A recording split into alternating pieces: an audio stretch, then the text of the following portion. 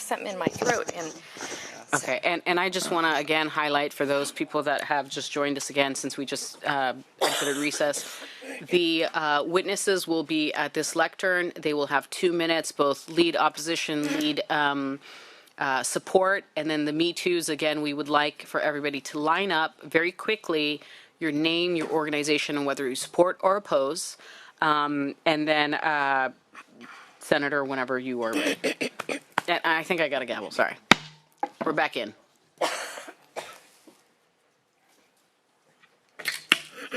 again, apologies, Madam Chair. Good morning, Madam Chair and members. Before I begin, I want to thank each of you for meeting with me and talking and taking the time to discuss this important measure. There's been many recent discussions regarding human trafficking and legislative solutions to address this prevalent issue in California. And I want to thank all of you for not only engaging in these discussions, but more importantly and specifically for being a part of the solution. As you know, last year, thanks in large part because of this committee, we passed SB 14 and made the crime of sex trafficking children a serious felony in the state of California. Due to the passage of SB 14, traffickers across the state have been successfully charged with this heinous crime and have been stopped for exploiting additional children. We know how horrendous sex trafficking of children is, the unimaginable pain, anguish, and grief caused by these callous acts leaves lifelong emotional and physical scars on its victims, if they're lucky enough to even make it out alive. We've all focused our attention on as much as we should have on the traffickers themselves and the brutality of selling a child. And unfortunately, we haven't focused enough on the buying side of the equation. We know how that supply and demand works. In order to sell a child for sex, there must be someone willing to purchase that child for sex. That's why we're here today, to address the purchasers and put a stop to those who would pay to have sex with children. Currently in California, any person who solicits, agrees to engage in, or engages in any act of commercial sex with a minor is charged only with a misdemeanor. Now, there are certain exceptions in the law which allow an offender to be charged with a felony for having sex with a minor. The challenge is often that requires special circumstances. For example, many of the statutes will only charge a purchaser with a more severe punishment if the child is under 14 years old. Additional requirements include force, sodomy, assault, and lack of consent. As a result, juvenile sex offender victims between the ages of 14 and 17 who are often being exploited in order to allow a buyer to avoid harsher penalties. Let me be clear, a minor can never consent to sex trafficking. The opposition has stated there are many runaways and young adults ages 15, 16, and 17 that use child prostitution per se as a voluntary means of survival. Our coalition of survivors that are here today would say that's not true. Traffickers, gangs, and pimps run the street with such a tight grip that it's nearly impossible to act alone. In fact, survivors like Brianna Mosley, who was trafficked as a teen, that's here with us today, will tell you that any teenager selling themselves alone on the streets will get swooped up and pimped out nearly immediately. In the state of California, you have to be 18 to buy a lottery ticket, colleagues, 21 to purchase cigarettes because they're so detrimental to your health. But somehow, there are individuals who think that selling your body for sex at 16 years old is old enough and it should be okay. Regulating the tobacco industry, but not commercial sexual exploitation of children, seems rather troublesome to me. Buying a child of sex for at any age should be treated as a serious crime that it is. That's why I've introduced SB 1414, a bipartisan measure that's joint authored by Senator Caballero and Senator Rubio, which states that any individual who solicits, agrees to engage in, or engages in the act of commercial sex with a minor will face felony charges. Members, I want to remind you that we are not discussing statutory rape or romantic relationships. We're talking about commercial sexual exploitation of children. And I hope we can all agree here today that repeatedly buying children for sex should be considered a felony in the state of California. A study by the Orange County Human Trafficking Task Force shows that in 2021 and 2022, 2 out of every 5 victims that were contacted were children at the time of the first point of contact. Many adults who are being trafficked now were bought as kids. So if we consider 2 out of every 5 victims as a child, and they're being sold 5 to 10 times a day, the numbers for buyers start to add up very, very quickly. The legislature clearly sent a message last year when we passed SB 14. We admitted that sex trafficking of children is a serious crime and that it's prevalent in the state of California and it deserves a serious punishment. We cannot address one side of the issue while ignoring the other. It takes 2 criminals to commit a crime of human trafficking, a seller and a buyer. If we're focused on stopping sexual exploitation of children, we have to address both sides. Every member of this committee that has discussed this bill multiple times with me, and for that I am so very grateful. I want to make it clear that I am willing to amend the bill to remove strict liability and sex registration for first-time offenders. I've sent that in writing to the committee. However, I am not willing to amend the language so that this bill only covers ages 15 and under. I will not look these survivors in the face and tell them that their stories don't matter. And they are not important enough for me to fight for because they were trafficked at only 16 and 17 years old. The belief that somehow child sex trafficking victims are acting in a consensual manner perpetuates the misconception that young people of this age range are capable of fully understanding the consequences of their actions, especially in the context of exploitation. This disregards the fact that their brains are still developing, that they may not have the capacity to make informed decisions, especially when under the pressure of manipulation. Brains that have endured trauma and those who are vulnerable to exploitation most likely have and are functioning in a survival state, not one that's focused in the deductive reasoning position. By framing the situation as consensual, it shifts the blame to the victim, which allows perpetrators to evade responsibility for their exploitation of the vulnerable youth that they want to go after. It fails to acknowledge the long-term impact of exploitation of young people's lives. Even if they initially appear to consent, the trauma and harm inflicted upon them will have lasting effects on their mental health, relationships, and future opportunities, as every survivor in this room can attest firsthand. Implying that older teens can consent to sex is just a cop-out. It's your way of saying that we shouldn't be responsible for caring and protecting them. It's not their job to learn to survive in the situation that they're in. It's our job to provide them safety and resources so that they have every opportunity to just be children. Let's stop failing our kids, colleagues, and show them that we see them. Additionally, considering that we are not discussing romantic relationships, we are only discussing commercial sex, there should be no limit on the age when it comes to this crime. It shouldn't matter if the buyer is 25 years older than the child or 7 years older than a child. Purchasing a child for sex is wrong at any age. Some of the most brutal sellers and buyers are young men in their early 20s. The brutality of these assailants have raped, beaten, strangled, threatened, kidnapped, and even killed their young victims. The stories of victims jumping out of moving cars and vehicles just to get away from their buyers. One such story of a young woman, 16 years old, as a survivor who was raped, urinated on, and left on the side of the highway by her buyer, was specifically vicious.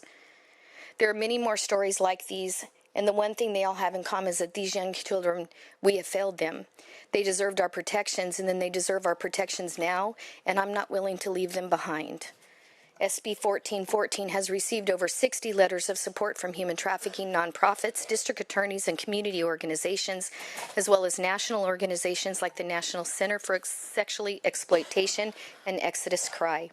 In addition, my office has received over 2,000 individual letters of support from everyday Californians that want to see the buying of sex trafficking children classified as a felony.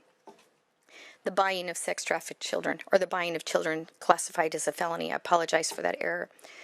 I'm honored to have with me today to testify Vanessa Russell with Love Never Fails, one of the sponsors of SB 1414.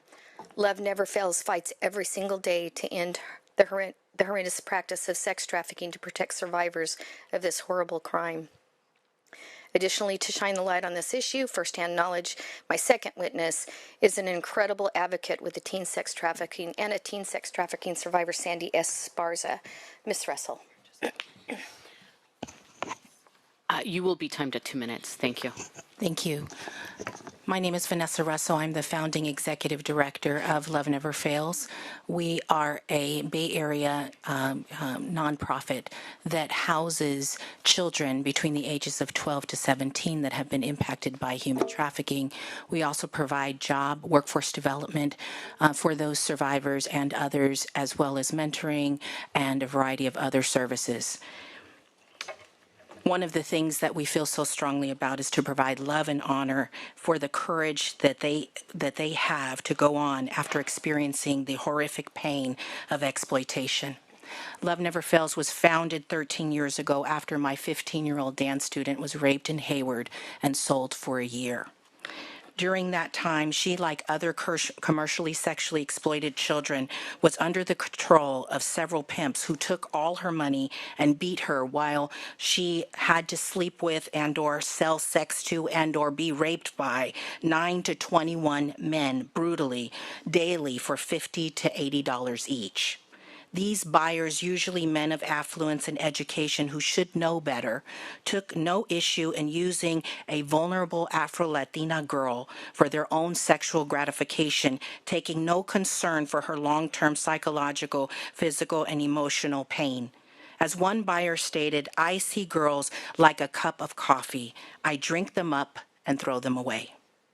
I stand here advocating for that child and declaring that we have failed to make them safe, to provide them safe alternatives to homelessness and economic hardship, and send a strong message to the purchasers that California's children are not for sale. In fact, our children are precious, valued, and loved, and will no longer be someone's platform for getting rich, someone's sexual dumping ground, or someone's thrown away coffee cup. I urge you to stand up for commercially sexually exploited children and put buyers on notice to stop buying our kids and vote yes on Prop 1414, on SB 1414. Thank you. Thank you. Our next speaker, again, you will be timed at 2 minutes. Thank you, Madam Chair. Good morning, Chair members. My name is Sandy Esparza. I'm an advocate for child victims of trafficking in California, a former foster youth, and a survivor of child trafficking. At 14, I was first sold to men and purchased for sex throughout my teen years. I was lured, tricked, threatened, and forced to use drugs, and at no point or at any age did I choose to be there. I had nowhere to go, I was terrified, and I needed help that never came. Recently, I sat with a 17-year-old victim contemplating suicide after she received a positive HIV diagnosis transferred to her by a sex buyer. She was groomed and purchased for sex since she was 14 and asked me if anyone had ever paid for what they did to me. I shared that I never saw justice. She responded, and I quote, "Dang, miss, the game hasn't changed." It hasn't changed, which tells us that something has to change. For her, it was HIV. For me, it was cervical cancer. For others, a list of lifelong residual trauma at the hands of sex buyers. The opposition would argue that in most states, the age of consent is 16 years old, and that it's misguided to require harsher penalties for an activity that would be legal in 80% of the country. But they are wrong, because consent implies choice. And I know as a lived experience expert that for the majority of 15 to 17-year-olds, they cannot consent because there is no choice. They are forced or coerced into this life, and if they could leave, they would. Perhaps the justice ship has sailed for me. I'm okay with that. I'm not here for me. I'm here for them. For the children still out there being bought and sold, feeling afraid and forgotten. Aren't they worthy of protection? Don't their lives and futures matter? Didn't mine? I urge you to consider the child and ask you respectfully for your aye vote on this bill. Thank you. Thank you. We're going to move on to Me Too in support. Please state your name, your organization, and that you support. Please line up now. This part is usually pretty quickly. All right. Brooke Ortiz, a counseling psychology student at William Jessup University, and I support SB 1414. Alicia Trask with HOP Sacramento, a nonprofit organization, and we strongly support this. Clifton Wilson on behalf of the County Board of Supervisors of Kern and Tulare in support. Thank you. Good morning, Chair and members. Eric O'Donnell on behalf of the City of Stanton and Orange County in support. Hannah Diaz, survivor advocate, Love Never Fails, in support. Marjorie Saylor, survivor of systems of prostitution and sex trafficking, in support. Thank you. Bridge Network Executive Director. We provide services for CSEC and transition age youth. We strongly support. Yvette Corcoran, mother of teenagers, here in support. Joseph Combe, Director of Public Policy at Family Policy Alliance, and we're proud to support. Shane Harris, the president and founder of the People's Association of Justice Advocates out of San Diego County, strongly urge your support. Nicholas S. Sanchez, current Director of Legislative Affairs for Allen Hancock College's Associated Student Body Government in Santa Maria, also the founder and current president of a Blue Campaign Club in Santa Maria, California as well. And I wanted to be here to voice my support for SB 1414. Diego Garcia Mendoza. I'm also a student at Allen Hancock College in Santa Maria, also part of the ABC campaign, and I fully support SB 1414. My name is Gamaliel Munoz, and I'm also part of ABC, and I'm the vice president, and I fully support SB 1414. Peter Denyer, here for Love Never Fails. Urge you to strongly support. Greg Burt, Vice President of the California Family Council, in strong support. Thanks. Molly Sheehan with the California Catholic Conference, in strong support. Thank you. Amna Siddiqui from Love Never Fails, where we restore, educate, and protect survivors of human trafficking. Hello, my name is Carly Silverton. I'm a mentor and peer mentor for at-risk youth, and I fully support this bill. My name is Emily Campbell from Santa Maria. I'm with Lighthouse Baptist Church, and I support this bill. Brock Campbell on behalf of Lighthouse Baptist Church in Santa Maria and support this bill. Mendisa Leachman from Oakland and Love Never Fails, a survivor I support. Sandy Carpio, Love Never Fails, outreach manager, I support. Crystal Mays with Love Never Fails, and I support SB 1414. Felicia Madrano with Love Never Fails. I support SB 1414. Ashley Faison, founder of Diamond Collective and survivor, I strongly support. Hada Alawi with Love Never Fails, I support. Brina Sheehy, representing PERC Advocacy, in support. Dr. Stephanie Powell, National Center on Sexual Exploitation, we strongly support. Chair members, Jonathan Feldman, California Police Chiefs Association, in support. Sharice Estelle from Little Country Church, as well as a foster parent over 35 years. I support it. Colleen Britton, California Leaders Network, and strong support. Thank you. Rochelle Connor, Concerned Women for America, strong support. Good morning. Paula Caddy, Reentry Coordinator for Ebenezer Outreach Ministry, a prison ministry in Vacaville, and a survivor. I strongly support 1414. Kathy Martinez, family nurse practitioner for 3 pregnancy centers in Northern California. I strongly support. Elda Corletto with Love Never Fails. I strongly support. Karina Powers, Chair of the Republican National Hispanic Assembly, I strongly support. I'm Emma Powers. I'm 14 years old, and I strongly support. Jenna McKay, sex trafficking survivor, and I support. Mitzi Sanchez with Love Never Fails, and I strongly support. Janet Jett with Love Never Fails, and I strongly support. Brianna Mosley, survivor of child sex trafficking, and I strongly support. Roderick Gray, Liberty Church, Fairfield, California. I strongly support.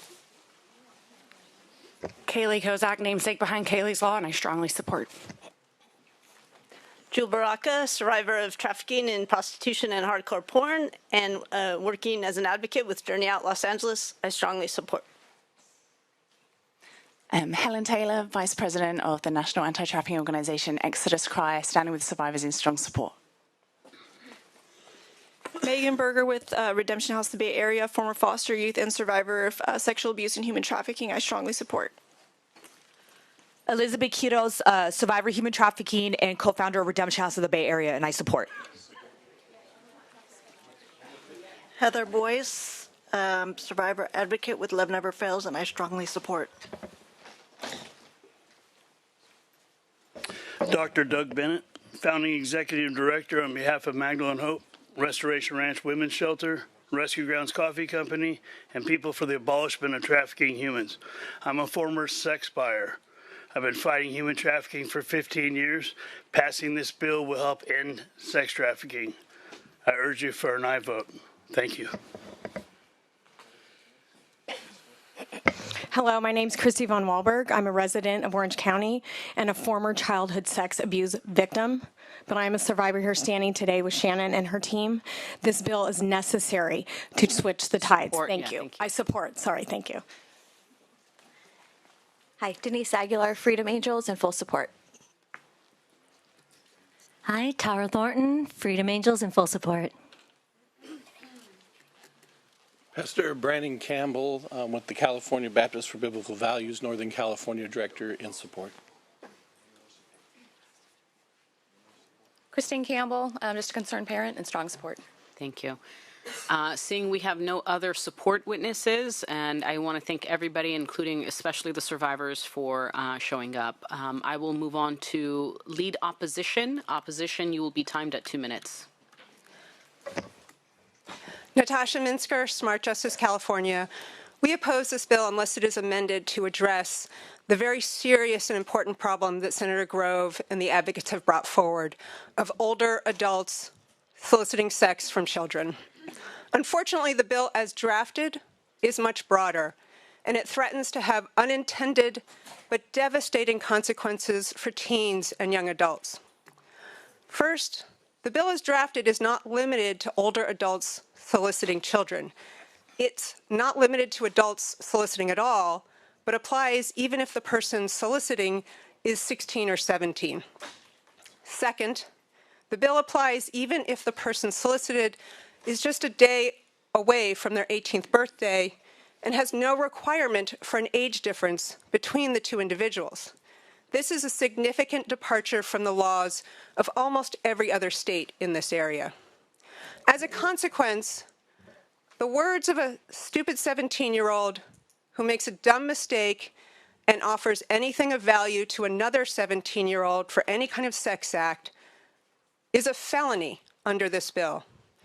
And if one of them is 18 by just a few months, then they're facing up to 4 years in state prison. Keep in mind that this offense is committed through words alone. If any actual sex is involved, there are many other felony statutes that apply. But words alone could lead to an 18-year-old facing 4 years in state prison. It is not enough to say trust law enforcement to enforce these laws fairly, because we have seen from experience that a hammer like this will be used unfairly, and it will be used to target the LGBT community in particular. We urge the committee to act on this important issue and to ensure that there are appropriate consequences for older adults who solicit children for sex. Nothing more and nothing less. Thank you. You will also have 2 minutes. Thank you. Leslie Caldwell Houston for the California Public Defenders Association. I'd like to thank the author for accepting the amendments. I think it's a great step forward, but we're not all the way there. youth brain development is critical in part here because of the focus on such young people. And we know that through the science that a youth brain is not really even fully developed if by 25. It would be unfortunate and wrong to force those young people to prison and to sex registry.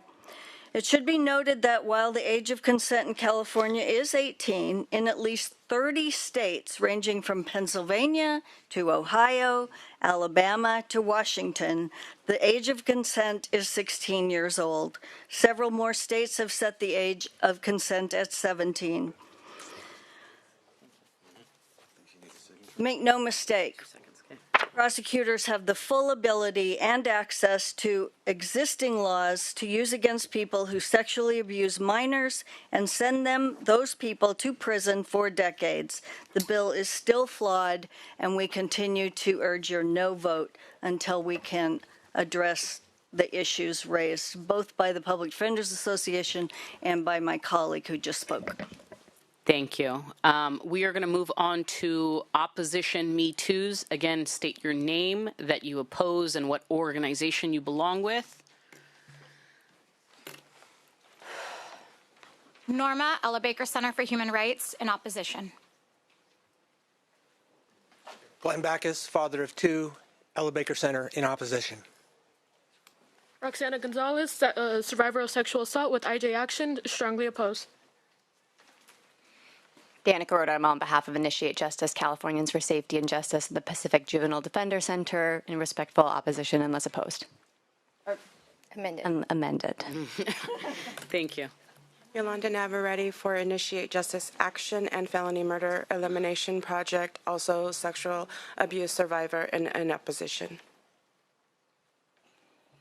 Emily Harris with the Ella Baker Center and Californians United for Responsible Budget, in opposition. Hema Quetzal, in behalf of Uncommon Law and SF Public Defender's Office, we oppose. Jeronimo Aguilar here on behalf of Legal Services for Prisoners with Children. We have a oppose unless amended position. Thank you. Alicia Benavides on behalf of ACLU Cal Action, opposition. Thank you. Do we have any other opposition? Seeing none, we're going to turn back the conversation to members of the committee. Senator Sayardo. Sure, I'll start off. You know, a lot of this, thank you, Senator Grove, for this bill and your efforts over the last few years to address what is a growing problem. It's not shrinking, it's growing. And our lack of addressing it has made it worse. And so I think your bill today, I think it's a message that it's time to stop making excuses for people that are making bad decisions, whatever their brain development is. It's not hard. If you're less than 18 years old, that's a minor. And if you are over 18 years old and you are paying somebody to have sex, then it is incumbent upon you to ensure that that person is not under 18. I don't care if you ask for their ID or whatever. But it should be illegal, and it gets more atrocious as these because that's what they are. They're sex offenders eventually. These older individuals who prey on these young kids. And until we make serious consequences for that, it is going to continue and it's going to get worse. So I will be supporting your bill. In fact, I will make the motion to support this bill. Again, I applaud the efforts that you're doing. It makes as much sense as SB 14, and that was a ridiculously uphill climb to get there. This goes hand in hand with trying to attack this problem, and I think you're doing a great job doing it. So with that, I will end my comments, and I will make the motion when it's appropriate. Thank you. I appreciate it. Senator Wiener, okay, no. Do we have any other members? Senator Bradford. All right. I'm going to thank Senator Grove for continuing to fight on this issue and so many more that deal with our young folks being exploited. And last year, I authored Ebony Alert, and I know the importance of doing all we can to combat human trafficking, especially with our minors. I was supportive of Senator Grove's bill last year, SB 14, and was the co-author of that measure as well. I have had numerous conversations with the senator about this bill, as has my staff, and I appreciate your willingness to address my concerns. Existing law makes solicitation of a minor a misdemeanor, punishable by as few as 2 days in jail. I generally been concerned about enhancing penalties and creating new felonies, especially about their consequences on communities of color. However, I believe a higher penalty for this crime, one that involves the exploitation of vulnerable children, is appropriate. This bill would require the person convicted to register for 10 years as a sex offender. I've expressed my concerns regarding this, and I appreciate the senator has been amenable to applying this only for repeat offenders, if I'm correct. Correct. And we recently heard a bill in this committee that dealt with Sex Offender Registry and minors, and although concerns was raised about the implications of that bill, this measure is specifically focused on individuals who are deliberately engaged in the sexual trafficking of minors. My biggest concern about the bill in print has been the fact that the individual need not have known that the victim was a minor. The requirement that the person knew or reasonably should have known the victim was a minor is appropriate for these increased penalties. I appreciate the author for understanding my perspective and agreeing to make those changes to the bill. I will be supportive of the bill with the commitment from the author to make those changes. I know the bill has a long ways to go, and I would encourage the author to continue working not only with this committee, but with the following committees with this bill. Thank you. May I reply, Madam Chair? Go ahead. Thank you. Senator Bradford, I got a lot of your data from Ebony Alert on the bill that you put forward because it was very good data on sexual exploitation, specifically of those of individuals and young women of color.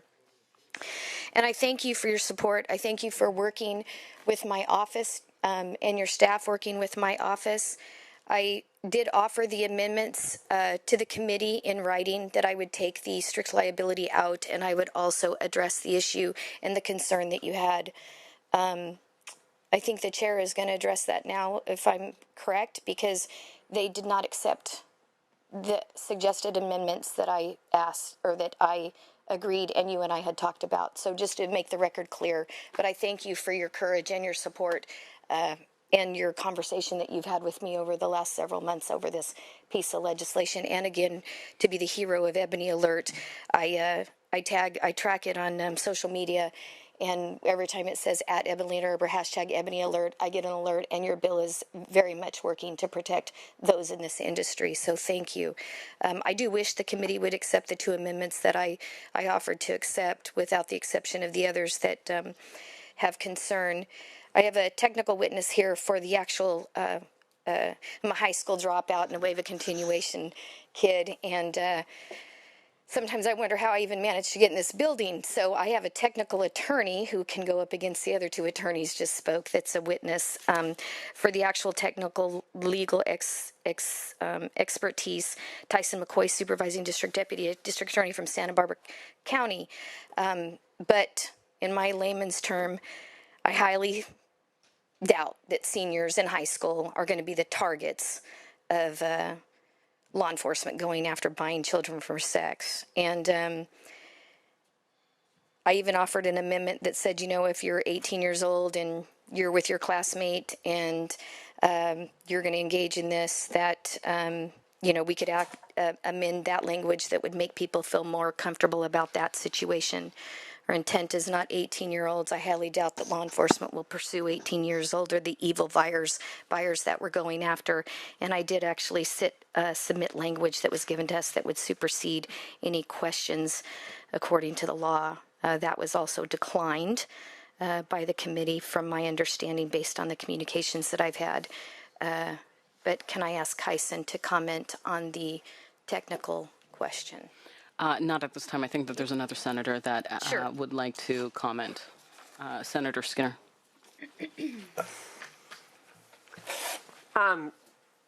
Senator Grove, like my colleague, I appreciate your deep commitment to this and your care about the exploitation of our children and the work that you've been doing.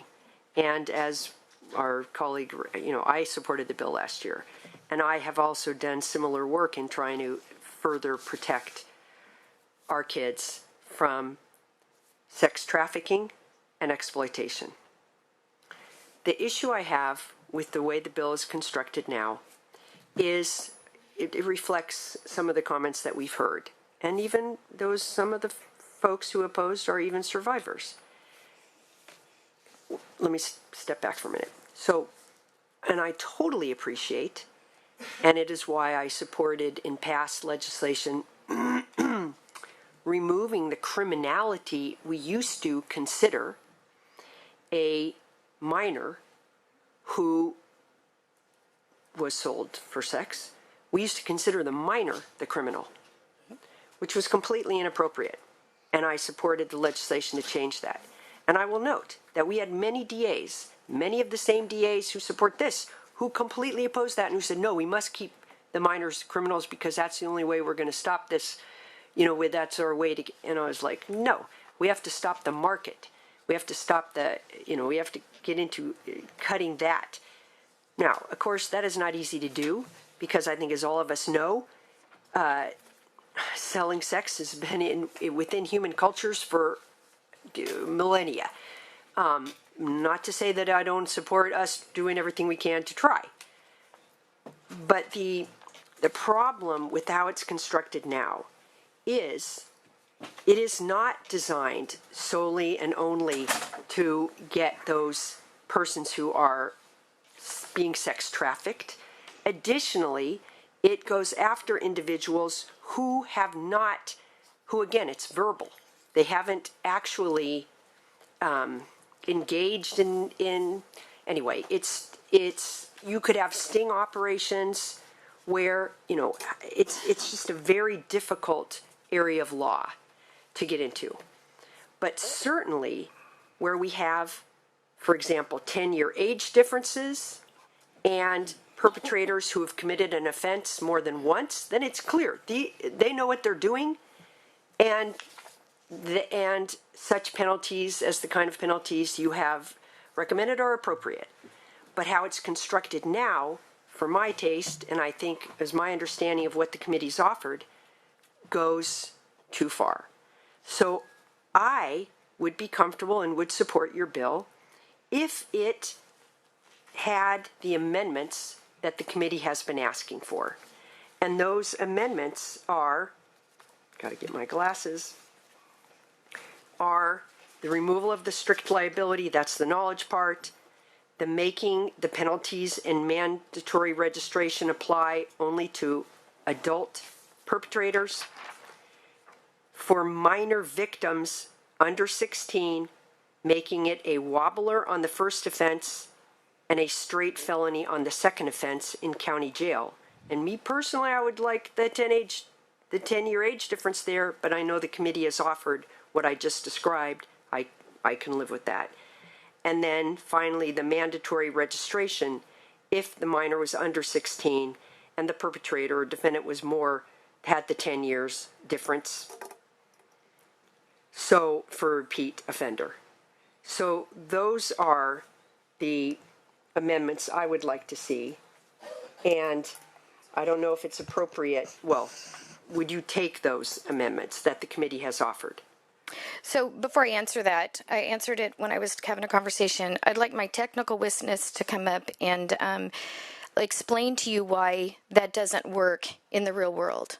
And I appreciate your comments, and I know you weren't here when I started the conversation, but this committee has engaged with me in conversation, including the chair, including my colleague from San Francisco. I think we were texting till 11, and I finally was like, I have to go to sleep.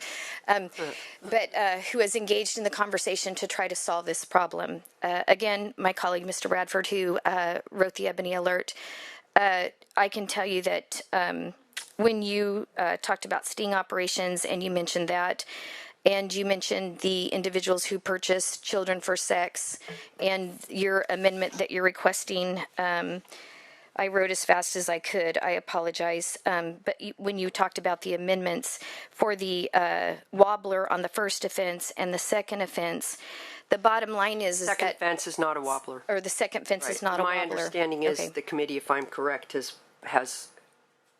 provided those in writing to you, what the amendments that they were hoping. Yes, ma'am, and I will confess that I do have those right in front of me, and I could read them if I could borrow your glasses, which I failed to bring to this hearing, mine. So that's why I'm kind of just summarizing this. And so just to say that, we did accept the strict liability amendment. We understood that. We had conversations with other people and we understood why that was important. The other amendment that we did accept was the not the first time sex registration. We'll give everybody an opportunity to say, yeah, I thought she was 18, but she wasn't, and or whatever, right? But they do it again, then they're a repeat offender and they should go to prison. I can't accept the amendment that says jail time, and jails are overcrowded, prisons are closing down because there's not enough people in there, and anybody in my mind that is purchasing someone for sex should go to prison. It shouldn't be 2 days in jail or time in jail. It should be prison. We're only asking for 2 years for these repeat offenders. A felony jail that is not a wobbler is a minimum year. So I just want to make sure to put on the record, we're not talking about 2 days. Currently, it's 2 days. Yes, but the amendment that is the amendment that the chair and the committee has offered is not 2 days. Okay? Exactly. So just let's put that on the record. Let's not have any confusion. I'm trying not to have confusion. I'm asking for 2 years. I did accept some of the committee's amendments. I can't accept the others. I'd like my technical witness, the supervising deputy district attorney from Santa Barbara County, to explain why that won't work. That will not be necessary. We are not granting that privilege. Senator Wiener. Wow. Thank you, Madam Chair, and I appreciate the conversations that the author and I have been able to have. I appreciate that last year with SB 14, we were able to come to a resolution with the author and pass that bill unanimously out of this committee, and that gave it the high energy to pass the Senate unanimously. It had some turbulence in the Assembly, but ultimately passed the Assembly and was signed into law, essentially unanimously. And that all started in this. That all started in this committee because we kept. I'm sorry, what's going on? It's all right. Oh, sorry.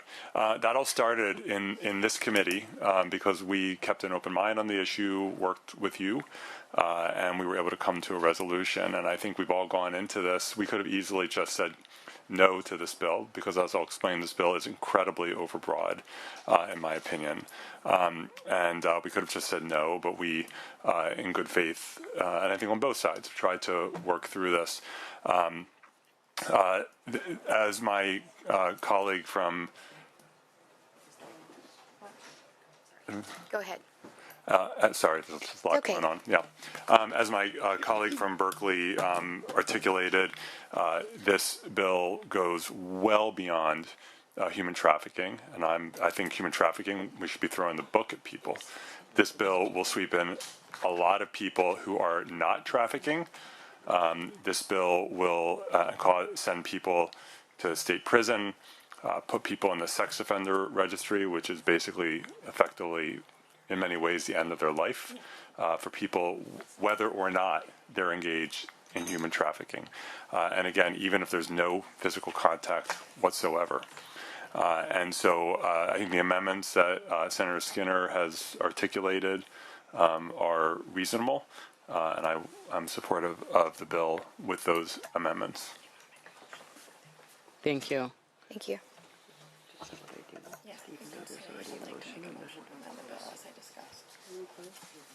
Okay. Okay, Senator Skinnner again. Sorry, thank you. I would hope, Senator Grove, that the amendments would be acceptable to you, because I think that, as the chair has expressed, you've had I know, had a lot of interactions, and as my colleague from San Francisco, who you've indicated you were texting until 11 p.m. last night, is that for some of us, even what the committee is offering is somewhat beyond the comfort zone. But we do, like you, want to do whatever we can to basically whack at this market, this demand. It's the demand side that these increased penalties are trying to get at. So, and yet we also, as a person that's been on this committee from the day I got into the Senate, whenever we are crafting legislation, we are trying to balance for unintended consequences. So I think what the committee has offered is very substantial and well beyond some of our comfort zone. And I would hope that you could appreciate that. But if you are, I guess I'm willing to make a motion to adopt the amendments as the committee has offered. So I move that we adopt the amendments as the committee has offered. Thank you. With a clear description, are you forcing these amendments on me, Madam Chair? Most likely, yes. Yes. Prior to that, I would like the senator to close. No, you have to do this first. Okay. We have a motion to amend, take the amendments. Oh, roll call. Wahab? Aye. Wahab, aye. Sayarto? No. Sayarto, no. Bradford? Skinner? This is on the amendment? Yes. On the amendments only. Aye. Skinner, aye. Wiener? Aye. Wiener, aye. The motion, the amendment, it has to be present and voting. Okay. So the amendments are adopted. The amendments are adopted. And if you would like to close. Well, I could say that's a first, but that happened to me in the Assembly when I first got here, to have forced amendments on an author's bill. I'm on record declining those amendments. I'm on record accepting 2 of the amendments that you have said. I appreciate my colleague from Berkeley's comments about being out of a comfort zone. You talk about being out of a comfort zone. You have a committee force amendments on you in front of survivors that are standing here advocating for this bill. To water this down to say that 16, 17-year-olds don't matter, that them being, and it's not just about human trafficking, and I think that's the disconnect. I believe that human trafficking is anything that is forcing someone to do something against their will. This buyer situation is a random person driving down the road, seeing a kid that looks like they're 12 or 13 and say, hey, $50 for this. That's the guy I want to go after. I can tell you that Brianna Mosley, since we're totally out of decorum here, Brianna, stand up for me, please.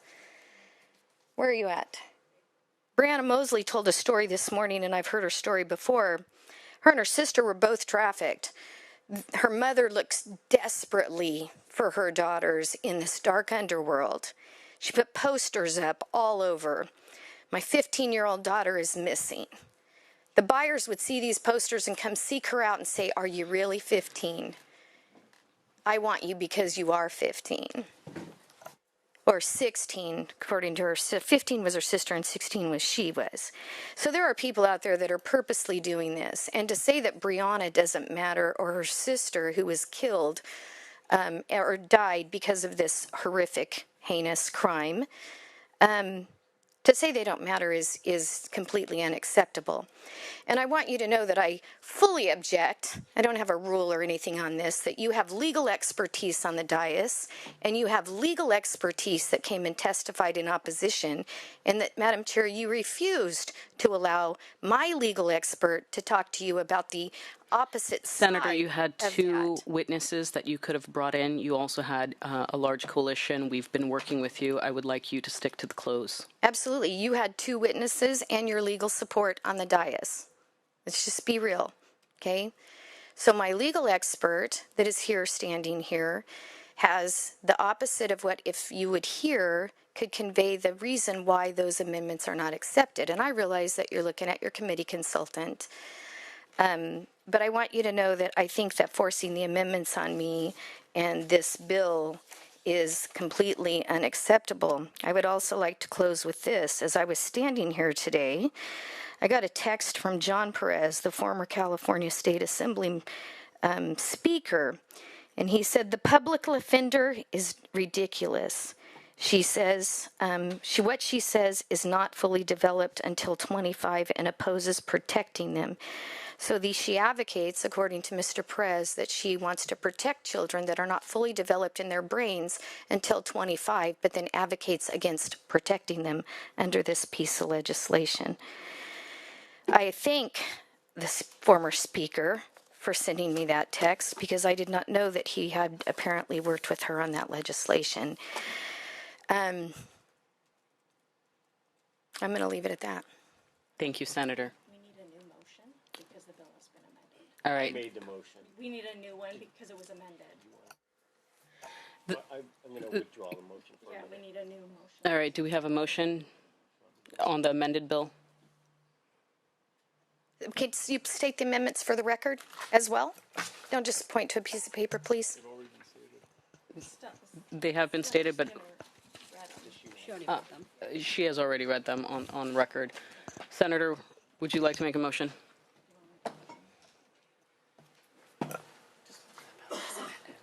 I will move the bill as amended, and the amendments are the ones that I stated, which are the amendments that were submitted in writing by the committee to the author. Roll call. Wahab? Aye. Wahab, aye. Sayarto? Bradford? Skinner? Aye. Skinner, aye. Wiener? Aye. Wiener, aye. That bill's on call.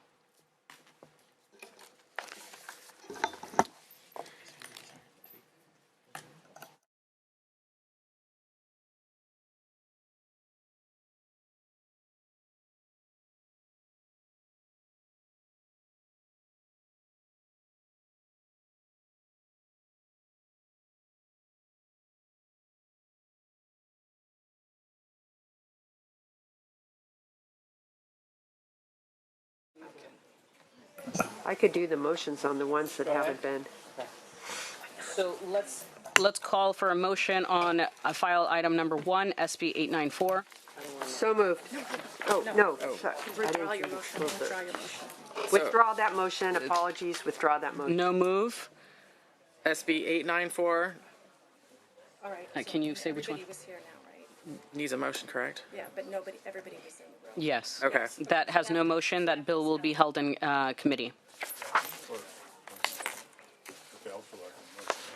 Yeah, fails for a lack of motion.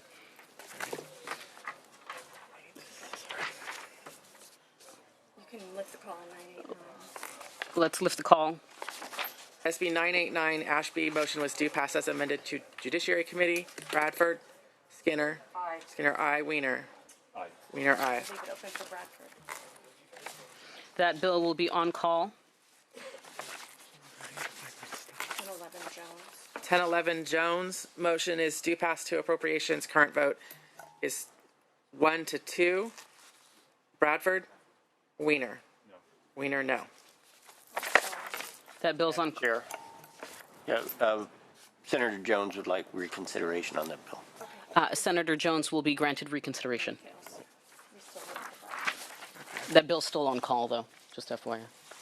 1133 Becker motion was due pass as amended to appropriations. Needs a motion. So moved. Motion by Skinner. Wahab? Aye. Wahab, aye. Sayarto? No. Sayarto, no. Bradford? Skinner?